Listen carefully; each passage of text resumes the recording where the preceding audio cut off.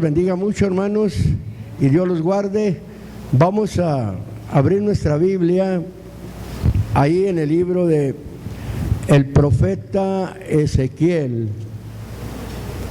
Quizás usted pueda decir, el profeta Ezequiel se va a tocar un tema profético, se va a tocar un tema, ¿verdad?, que no cualesquiera lo entiende, pero quiero que sepa que lo que vamos a tocar hoy es tan sencillo, hermano, para entender esto, y tanta falta que nos hace a nosotros, ¿verdad?, entender esto, comprender esto, vivir esto, ¿verdad?, hacer un esfuerzo, ¿verdad?, para poder un día nosotros, ¿verdad?, estar para siempre con el Señor. Capítulo número 16. Vamos a ver ahí.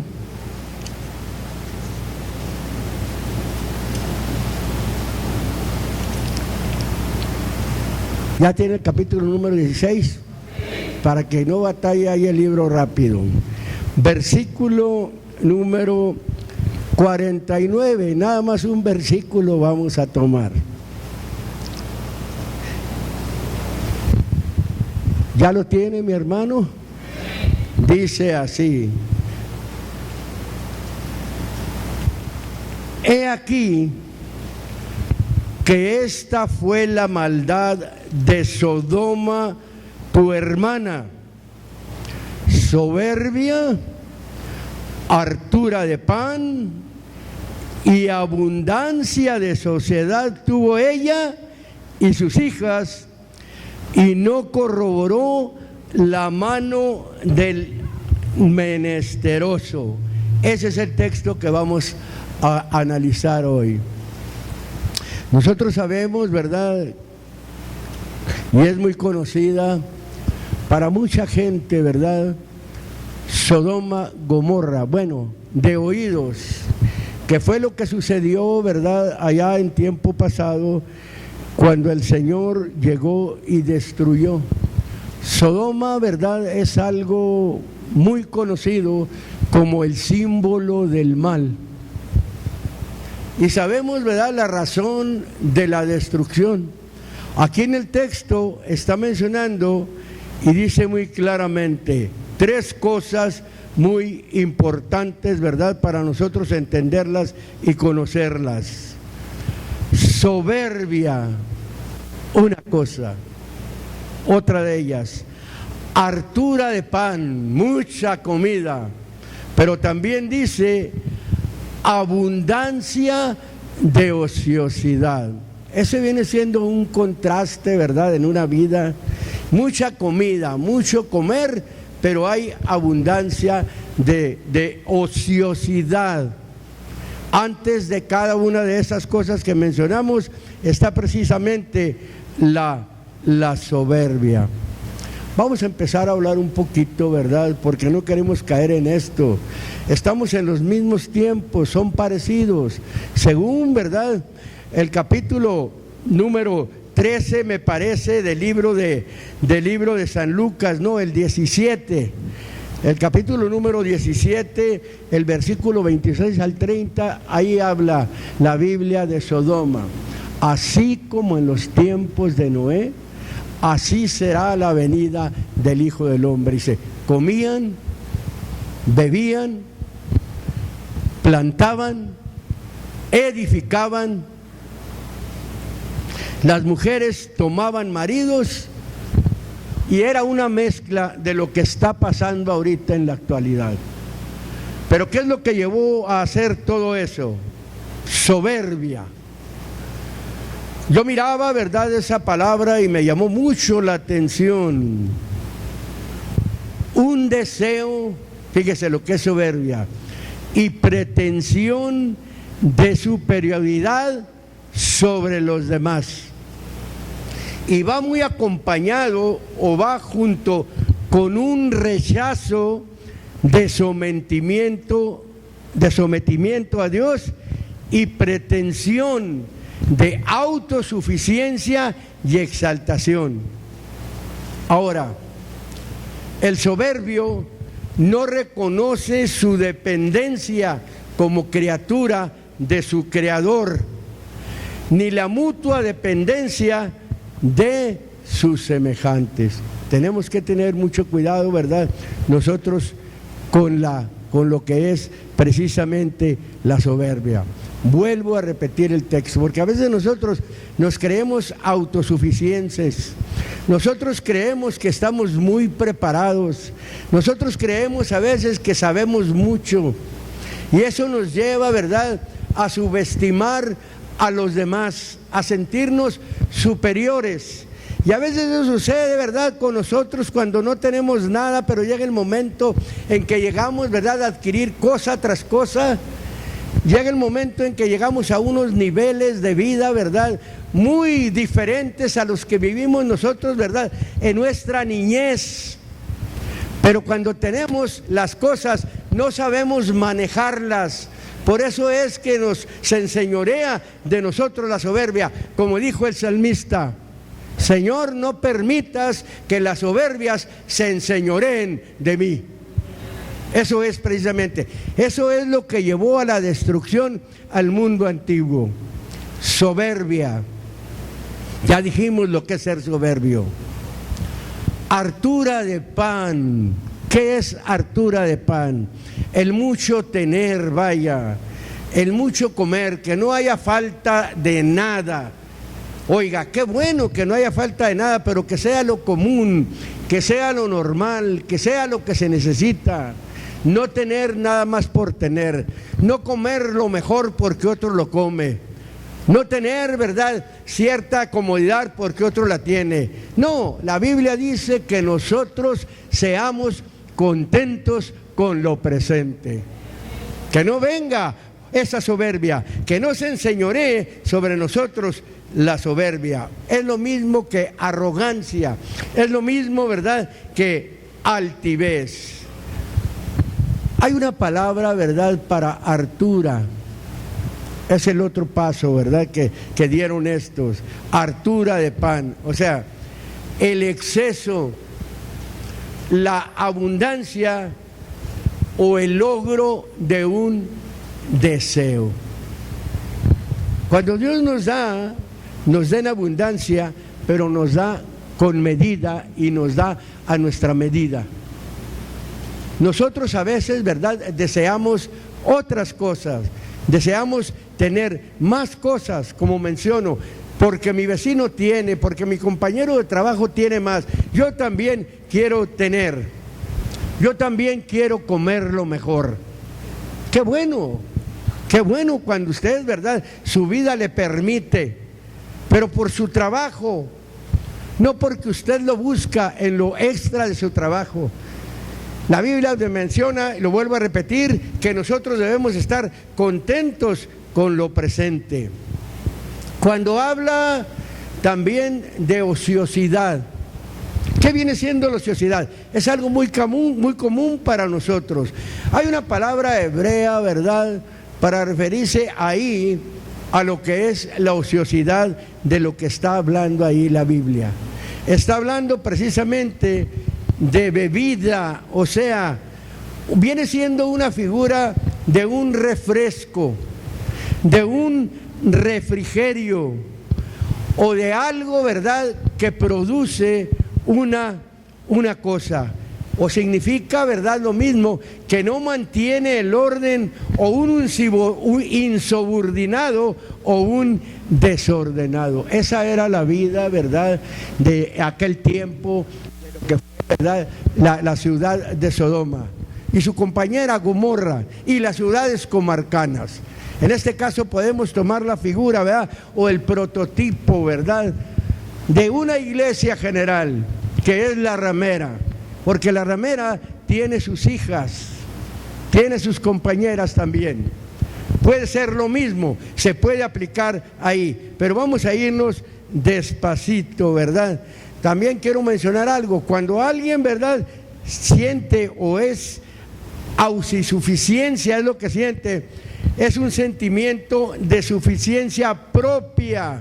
Mejor dicho, alguien que dice: no necesito de nadie. Hay gente así, que dice que no necesita de nadie, que Él es autosuficiente, que Él todas las puede. Vámonos despacito. En el libro de los Proverbios, vamos a tomar algunos textos. Por favor, el libro de los Proverbios, en el capítulo número 8, capítulo número 8 del libro de los Proverbios. Vamos a ver aquí 5 cosas, ¿verdad?, que al Señor no le agradan, las abomina. En el versículo número 13, si yo digo que soy una persona temerosa de Dios o que temo a Dios, yo creo que debo de pensar, porque la Biblia dice, mas nosotros tenemos la mente de Cristo. Versículo número 13 dice así: el temor de Dios o del Señor, ¿qué es? Es aborrecer el mal. Y luego enseguida menciona la soberbia y la arrogancia y el mal camino. Y enseguida dice, y la boca perversa aborrezco. Eso es lo que dice el Señor. Bueno, yo digo, ¿verdad?, que soy un hombre temeroso de Dios. Usted puede decir que es una persona temerosa de Dios, porque hay gente que no conoce el temor de Dios. Dice conocer el temor de Dios, pero que el temor de Dios esté verdaderamente en mi vida me va a llevar, ¿verdad?, a hacer esto o a aborrecer esto que el Señor lo dice. Número 1, aborrecer el mal. El mal no lo desconocemos, ya venimos de allá. O el mal no lo desconoce la gente, ahí está en él. Que esté adormecida es otra cosa, pero sabe que está practicando el mal y no lo aborrece. A veces nosotros venimos al Señor Jesucristo y estamos en las mismas, no aborrecemos el mal. Y luego dice enseguida, la soberbia y la arrogancia. A veces nosotros somos soberbios, miramos para abajo, la arrogancia, somos muy cuello erguidos. Eso es ser arrogante, es ser soberbio, caminar con el cuello muy erguido, ver a otros que están abajo, ¿verdad? Eso es ser una persona soberbia. Y lo dice enseguida, y el mal camino. Cuando la Biblia habla aquí de mal camino, está refiriéndose a una mala vida, porque eso viene siendo una mala vida, el caminar mal, el vivir mal, el no vivir, ¿verdad?, bajo el temor precisamente del Señor. Y luego cuando menciona, y la boca perversa, todo cae en maldad, y la boca perversa, dice el Señor, aborrezco. Eso es la soberbia.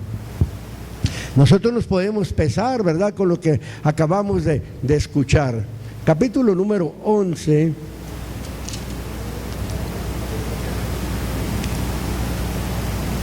Dice ahí,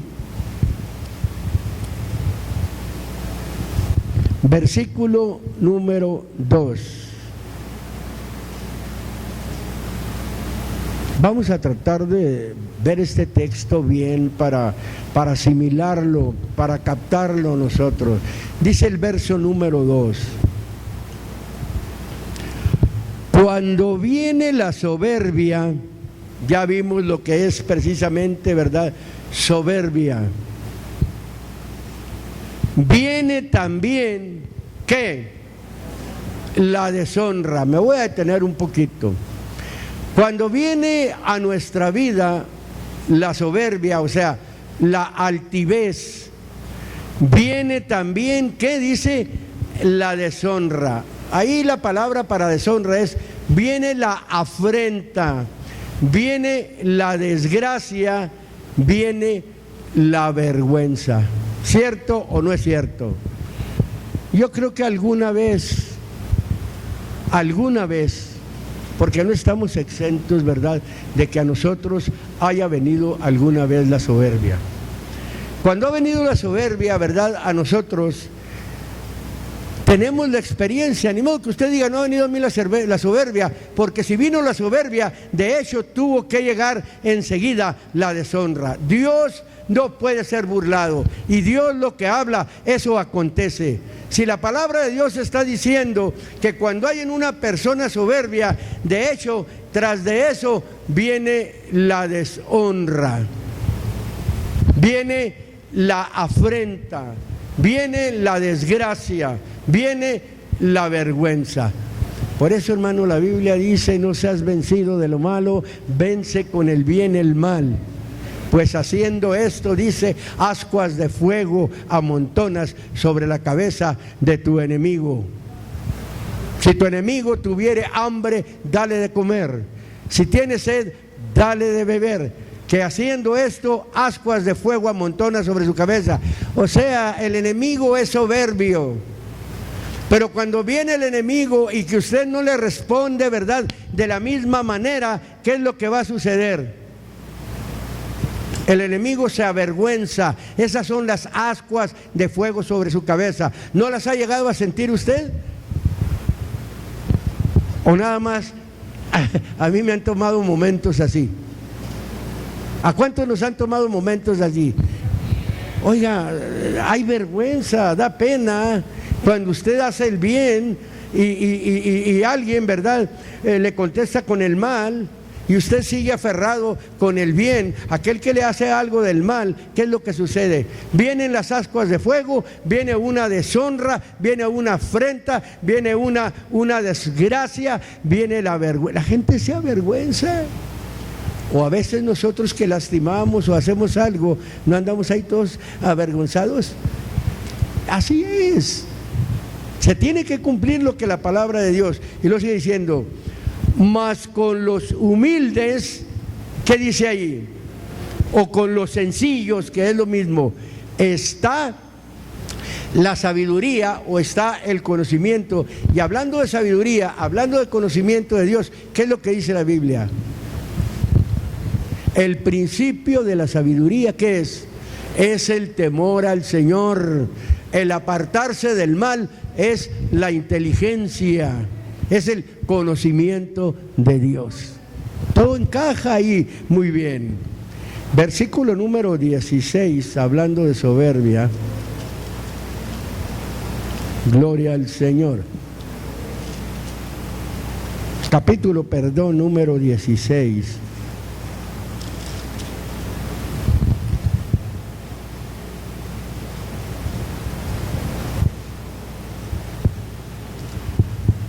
Verso número 18.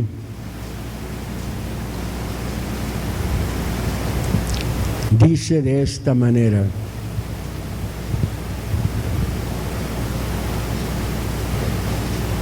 dice, antes del quebrantamiento, ahí la palabra quebrantamiento aparece en lo original, destrucción. Antes de la destrucción, ¿qué es? Es la soberbia. Siempre, ¿verdad?, la soberbia tiene un pago. El pago, ¿verdad?, es la destrucción. El pago es el quebrantamiento. Dice, antes del quebrantamiento es la soberbia. Y lo que dice enseguida, y antes de la caída, la altivez de espíritu. Y cuando dice de altivez, se está refiriendo al orgullo, al espíritu orgulloso. Pero antes, como dice ahí, mire, y antes de la caída, altivez de espíritu. Oiga, cuando alguien está caído, no nada más porque sí está caído. Una persona soberbia, cuando está en una condición, ¿verdad?, muy difícil, una condición, ¿verdad?, muy triste. Gracias a Dios, ¿verdad?, por todo aquello que alcanza a recapacitar, a pensar. Y a veces no alcanzamos a recapacitar, no alcanzamos a pensar, sino que lo que nosotros pensamos es: ¿por qué me viene esto? ¿Por qué me suceden estas cosas?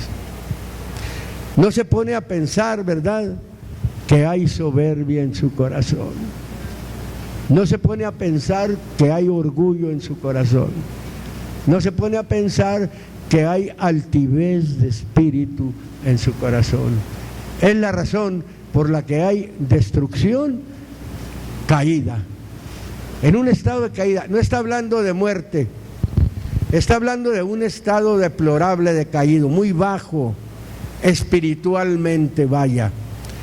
Y aún puede venir, ¿verdad?, materialmente, porque Dios humilla. La Biblia dice: el que se ensalza será humillado, el que se humilla será ensalzado. Mire, nosotros los humanos somos muy dados, ¿verdad?, a humillarnos los unos a los otros. Y a veces nosotros sentimos muy duro que alguien nos humille. Pero la medicina, hermano, más efectiva de la humillación no es cuando alguien lo humilla a usted. La medicina más efectiva es cuando usted se humilla a sí mismo. Pablo dijo en una ocasión: pequé yo humillándome a mí mismo. Es muy difícil. Por eso somos muy difíciles a veces nosotros para pedir perdón, vaya. Es muy difícil porque no nos humillamos. Igualmente, cuando alguien nos pide perdón, ¿verdad?, ¿por qué le voy a perdonar? Siente que alguien que le pide perdón lo quiere humillar. No, no es así. Esa es la medicina más efectiva: humillarse a sí mismo. ¿Qué es humillarse a sí mismo? Cuando uno reconoce que está mal. Porque a veces nosotros pensamos que estamos mal, pero ahí nos quedamos. Y llegamos a reconocer que estamos mal y ahí nos quedamos. Pero no damos el siguiente paso, ¿verdad?, de ir a ponernos a cuenta. Primeramente con el Señor y luego ponernos a cuenta, ¿verdad?, con que nosotros, ¿verdad?, hemos salido mal. Eso es lo que sucede. Entonces, estamos en un estado de soberbia.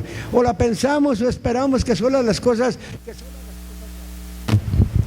Simplemente con el volverte a platicar, con el volverte a hablar, con el volverte a saludar, con eso ya se piensa que hay un perdón. Y qué bueno que lo hay.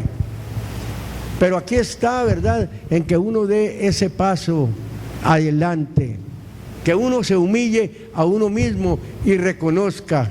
Es más, el Señor, estando en la condición como hombre, se humilló hasta la muerte y muerte de cruz. El Señor, ¿qué les dijo? ¿O qué dijo? Perdónalos, Señor, porque no saben lo que hacen. Fíjese, el Señor se humilló a sí mismo. Aquellos pensaron que lo habían humillado. No, ya estaba en el programa de Dios el ser humillado. ¿Para qué? Para morir por nuestros pecados, pero para resucitar para nuestra justificación. Ese es el premio precisamente, ¿verdad?, de la sencillez, de lo que es la humildad. Ahora, el siguiente paso, ¿verdad?, que dieron, primero fue soberbia. El siguiente paso fue hartura de pan. En el libro de San Lucas,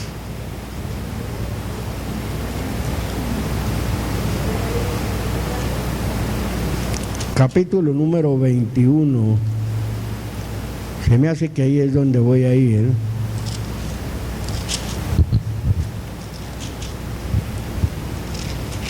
Y luego hacemos un resumen ahorita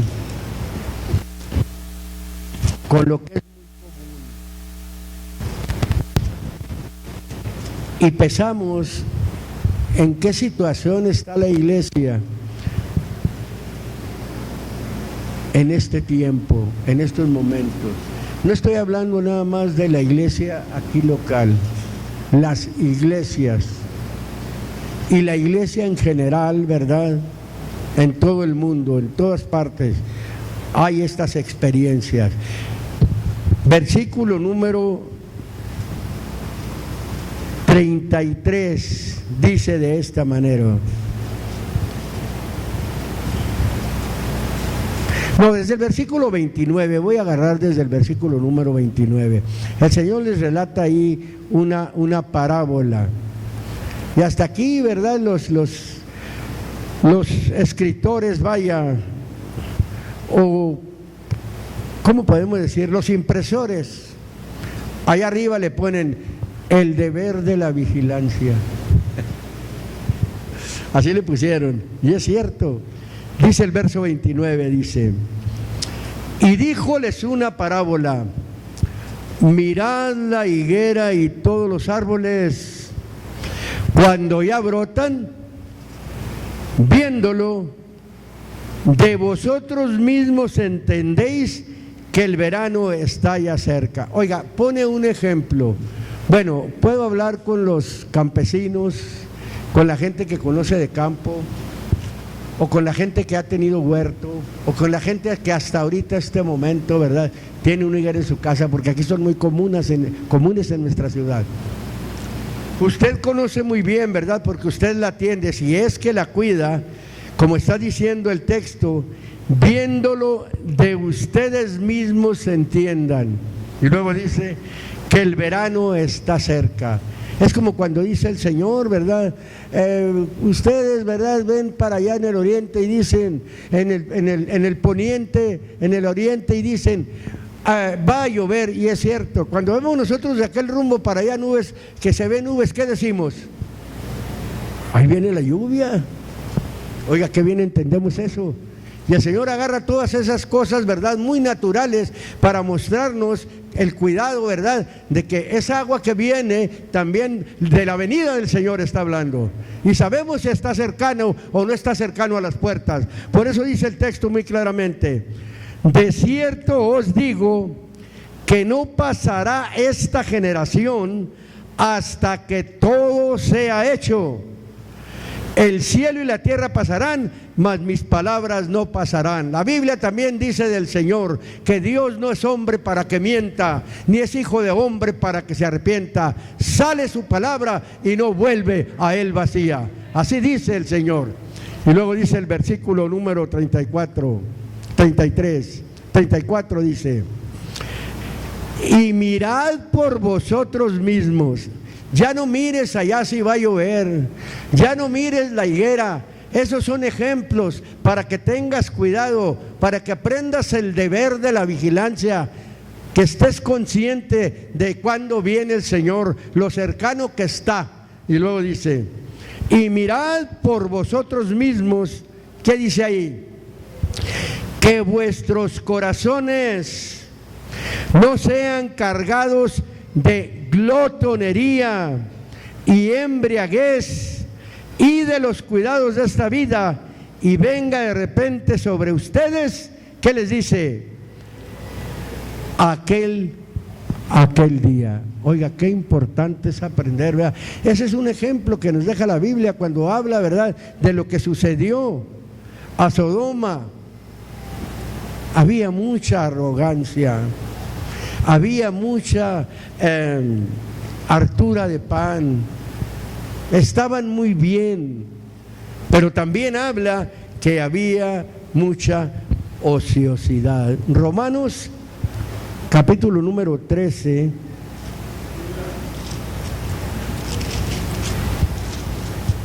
Es cierto, hermano, a veces la pensamos nosotros para buscar al Señor como debe de ser.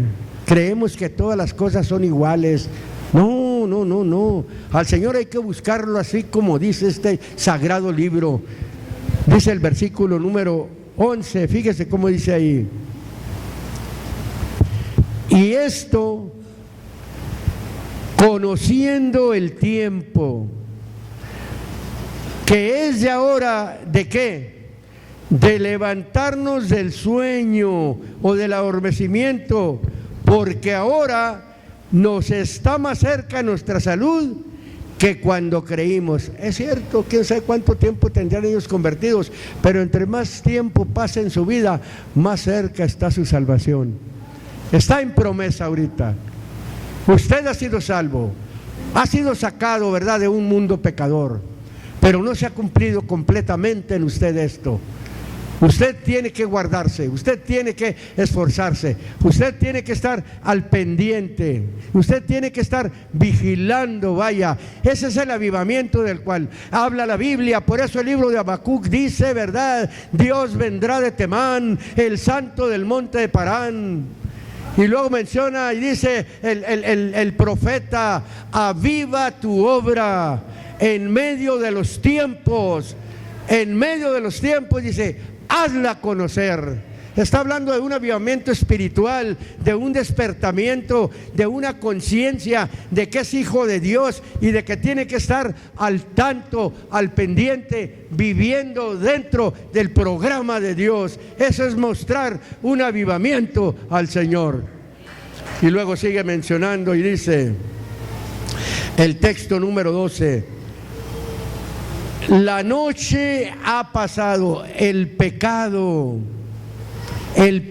ha pasado, ya no estamos en una vida de pecado, dice, y ha llegado el día. El día viene siendo, hermano, el tiempo. La Biblia dice que Jesucristo es la luz del mundo. Él es nuestro día. Ha llegado Cristo a nuestra vida.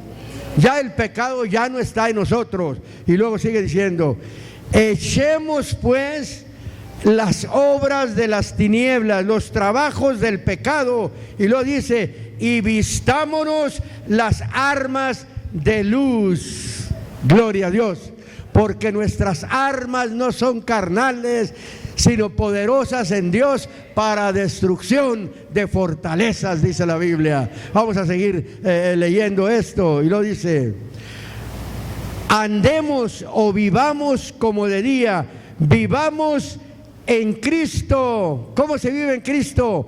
Honestamente, no en glotonerías y borracheras, no en lechos y disoluciones, no en pendencias y envidias, mas vístanse del Señor Jesucristo, no hagan caso de la carne a sus deseos. No hagan caso a la humanidad en sus deseos. Vístanse del Señor Jesucristo, porque todos los que habéis sido bautizados en Cristo Jesús, la Biblia dice, estáis vestidos. Oiga, qué importante, ¿verdad?, es tener el bautismo, primeramente hablando del bautismo del Espíritu Santo. A veces nos conformamos únicamente con el bautismo en agua. Y puede ese proceso estar en nuestra vida, pero la Biblia es muy clara cuando dice: desde que creísteis. Aquí se trata de creer, no de decir que creer. Fuisteis sellados con el Espíritu Santo de la promesa. El Señor viene y nos pone un vestido. El vestido es la presencia de Dios en nuestra vida por primera vez. Una llenura del Espíritu Santo por primera vez. Como estamos en este cuerpo de pecado, eso no nos perfeccionó. El Espíritu de Dios está ahí, pero recuerde que usted está en esta humanidad, comete errores, pero entre más le busca, hay más llenuras del Espíritu Santo. Qué bonito cuando una vida, ¿verdad?, la vida de una persona es muy vamos a decir, ¿verdad?, muy común que se vista o que se llene continuamente el Espíritu Santo, o seguido. Puede estar en el trabajo, puede estar en la escuela, puede estar en otras partes, pero cuando esté en el Señor o cuando esté en su casa y está buscando al Señor, la llenura del Señor es muy bonita. Y no hagas caso a la carne en sus deseos. Eso es lo que pasaba con Sodoma allá. Y cuando está hablando de Sodoma, está agarrando el prototipo de Sodoma. Sucedió en Sodoma y Gomorra, así literalmente, así vivían, físicamente así se conducían. Pero cuando le está hablando ahí, le está hablando al pueblo de Israel y los está comparando con Sodoma, como cuando también los compara con la ramera. No es la ramera, pero eran las mismas obras de la ramera, era la misma vida que vivían cuando les habló y les recuerda. Estás igual que Sodoma. ¿Qué suele suceder ahorita? ¿Cómo estamos nosotros viviendo? Estamos esperando la venida del Señor. ¿Cuál es nuestra vida, verdad, en este momento? Ahora, ociosidad. En el libro de los Proverbios, capítulo número, me parece que es el número 28. Me parece que es el número 28.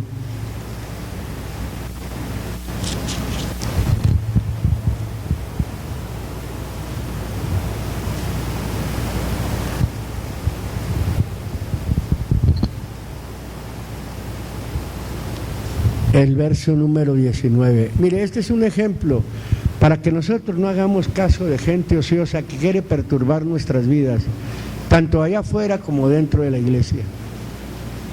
Porque también en la iglesia hay gente ociosa, porque ahorita lo vamos a ver. Dice el versículo número 19, dice: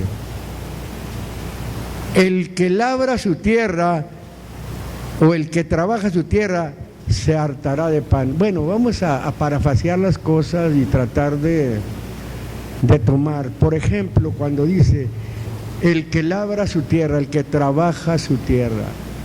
¿Cuál es su tierra? ¿Qué no es hecho usted del polvo de la tierra? ¿Qué no es usted su tierra? Agarrando el ejemplo de labrar una tierra común. Pero el enfoque aquí del proverbio es enfocarlo en usted, en una vida de un hombre que profesa conocer a Dios. Ese es el enfoque de la palabra. Siempre agarra las cosas para que entendamos las cosas literales. El Señor las agarra porque somos humanos, para que entendamos también que esta es una tierra que si la labramos nos vamos a hartar de pan, pero Él dice que Él es el pan que descendió del cielo. Siempre vamos a estar comiendo lo sano, comiendo lo bueno. Está hablando de este pan. Este pan no harta. La palabra de Dios al hambriento de Dios no lo harta. La palabra de Dios harta al que pronto se llena, al que dice, uy, ya me hablaron de esto, uy, otra vez esto. No, hombre, tanta palabra. No. Y lo sigue diciendo: mas el que sigue a los ociosos o perezosos o que no trabajan, ¿qué dice ahí? Se hartará de pobreza. Si usted se fija, la gente ociosa allá afuera, hay mucha pobreza y hay gente que los sigue a esos ociosos o les sigue sus costumbres. Dentro de una iglesia también hay ociosos, gente que no trabaja en nada, y eso sí, que son los que más exigen. A veces son los más llenos de Biblia.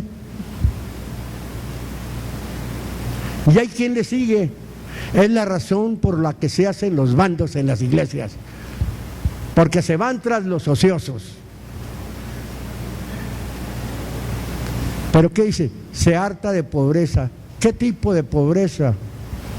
Pobreza espiritual. No tengo fuerza para predicarle a nadie, no tengo fuerza para hablarle a nadie. Bueno, estoy de ocioso en la obra del Señor. Y como decía en la mañana, en la escuela dominical, ¿a qué fuimos llamados?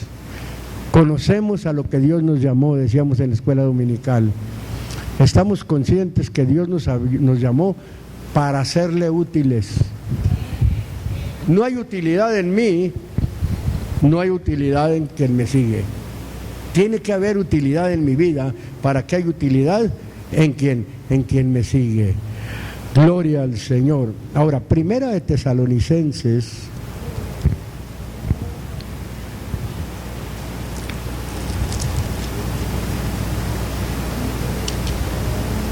gloria al Señor. Capítulo número 5. Fíjese que una iglesia tiene de todo, Vamos a verlo aquí.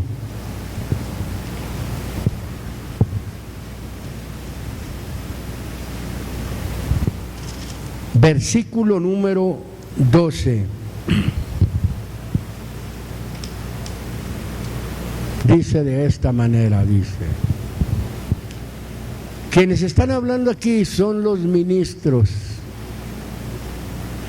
Dice, ¿a quiénes le están hablando? Dice, y os rogamos, hermanos. Cuando dicen nos rogamos, no nada más es el escrito, porque a veces nosotros decimos, le ruego esto, te ruego esto. Cuando alguien ruega, es porque ve la necesidad, quiere que eso suceda, dice.